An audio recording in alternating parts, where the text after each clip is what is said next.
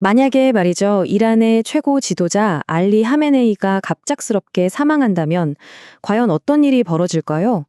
이 가상 시나리오에서 권력의 공백은 이란을 1979년 혁명 이후 가장 위험한 순간으로 몰아놓습니다. 자, 그럼 자세히 한번 들여다보죠. 이란은 과연 어디로 향하게 될까요? 이 시나리오의 심각성을 한마디로 표현하면 바로 이겁니다. 미국과 이스라엘의 합동 공습으로 최고 지도자가 사망했다고 가정해보죠. 이건 그냥 지도자 한 명이 사라진 게 아니에요. 이란의 지휘 체계, 그 머리 자체가 마비되는 겁니다. 정말 보통 일이 아닌 거죠. 이런 가상의 사건이 또지면 국제사회도 즉각 반응하겠죠. 상상해보세요.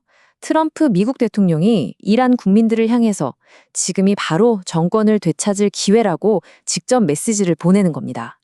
이 위기가 단순히 이란 내부 문제로 끝나지 않을 거라는 걸 명확하게 보여주는 대목이죠. 그럼 먼저 최고 지도자의 사망 직후에 이란 내부에서는 구체적으로 어떤 일들이 벌어졌는지부터 살펴보겠습니다. 여기서 우리는 정말 극명하게 갈리는 두 개의 현실을 보게 됩니다. 한편에서 국영 TV는 체제가 아주 건재하다고, 안정적이라고 계속 방송하는데, 다른 한편의 거리에선 일부 시민들이 축배를 들었어요. 수년간의 저항으로도 못했던 일이 드디어 벌어졌다고 본 거죠. 공식 발표와 실제 민심 사이에 얼마나 큰 간극이 있는지 드러나는 순간입니다. 상황은 정말 숨가쁘게 돌아갔습니다. 토요일 밤에 사망설이 쫙 퍼지기 시작하더니 바로 다음 날 아침에 국영TV가 사망을 공식 확인했죠. 그리고 불과 몇 시간 뒤에 권력을 넘겨받을 3인 임시위원회를 발표합니다. 어떻게든 체제를 유지하려고 안간힘을 쓰는 모습이었어요.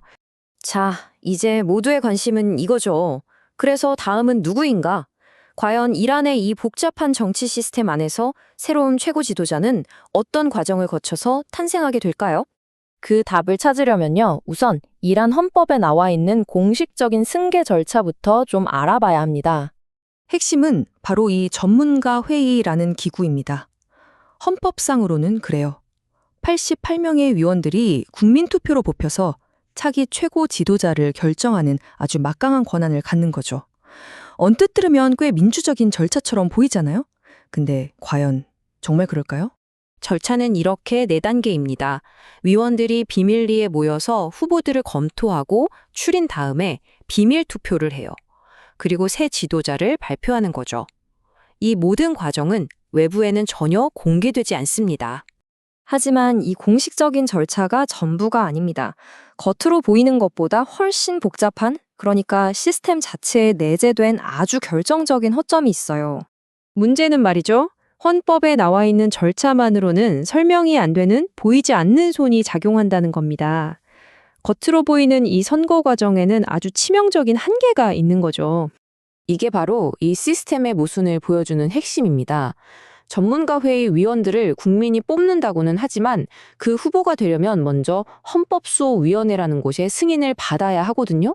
그런데 이 헌법수호위원회의 절반은 이전 최고 지도자가 직접 임명한 사람들이에요.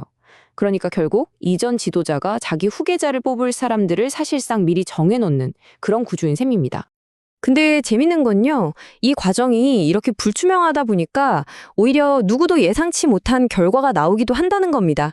실제로 1989년에 하메네이 본인이 선출될 때도 그는 유력 후보가 아니었거든요. 이처럼 밀실에서 이뤄지는 결정은 언제든 예상을 빗나갈 수 있다는 역사적 교훈이 있는 거죠.